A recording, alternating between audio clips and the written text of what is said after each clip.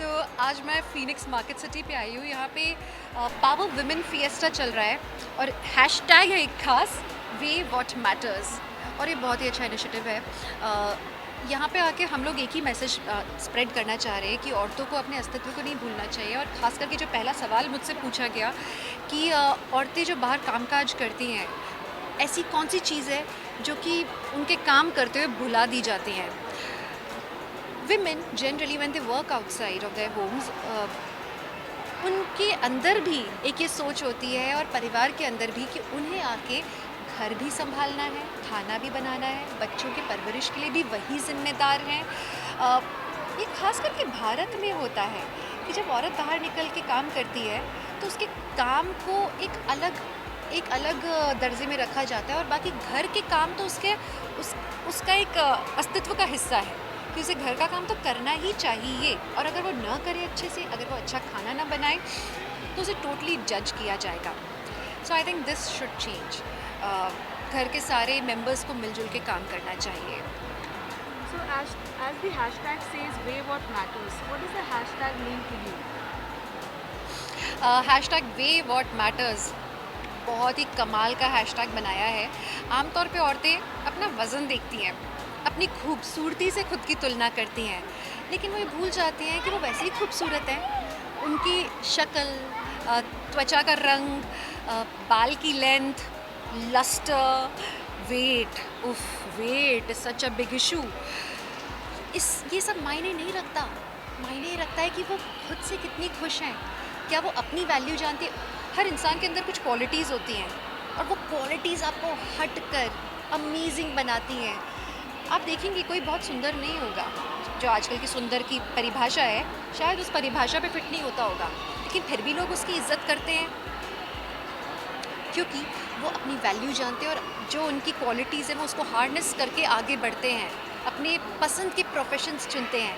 बस उस पर ध्यान दो जो सच में मैटर करता है।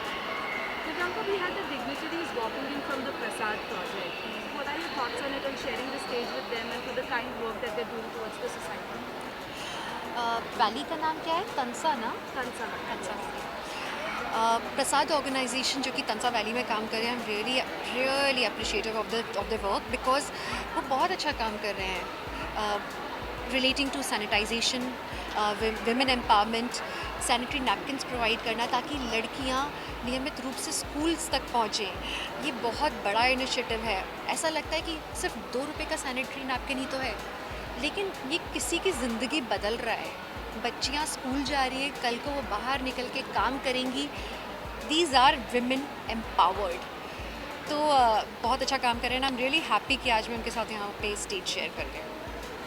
With respect to the hardships of a daily soap, the scrutiny of social media and balancing things, are there days when it gets too much for you? And if yes, what keeps you going? Again, please.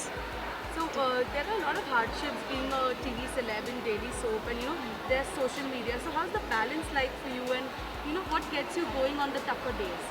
Okay, सवाल ये है कि काम करते हुए अपने मुश्किल दिनों में मैं कैसे बैलेंस करती हूँ। इम्पॉर्टेंट ये that you should always segregate your work from your personal life. That's very important because अगर आप अपने काम को घर लेकर आएंगे और उसमें आप परेशान रहेंगे, उलझे रहेंगे, तो घर का माहौल ख़राब होगा। और अगर घर की परेशानी अपने काम पर लेके जाएंगे तो काम का माहौल ख़राब होगा। Switch on and switch off करना बहुत इम्पॉर्टेंट है, बहुत ज़्यादा। सो काम को और घर को अलग अलग रखो तो दोनों खूबसूरती से मैनेज होंगे। And women are multitaskers. हाँ, तो काम के बीच में मैंने कई बार ये मेरे साथ एक्चुअली हुआ है कि वॉइस के स्टेज पे पीछे बैठी हूँ, एंकरिंग करने के लिए चढ़ने वाली हूँ और कुक को मैं इंस्ट्रक्शंस दे रही हूँ फ़ोन पे, सुनो आज खाना ये बनना है, और अरे सब्ज़ी मैं भी ऑर्डर कर देती हूँ शॉर्ट के बाद में, then I would come down, I would order सब्जीज etcetera. We can do it all, लेकिन प्रेशर नहीं लेना चाहिए कि अरे मैं इतना काम कर रही हूँ। Nothing, everything is manageable. Thank you.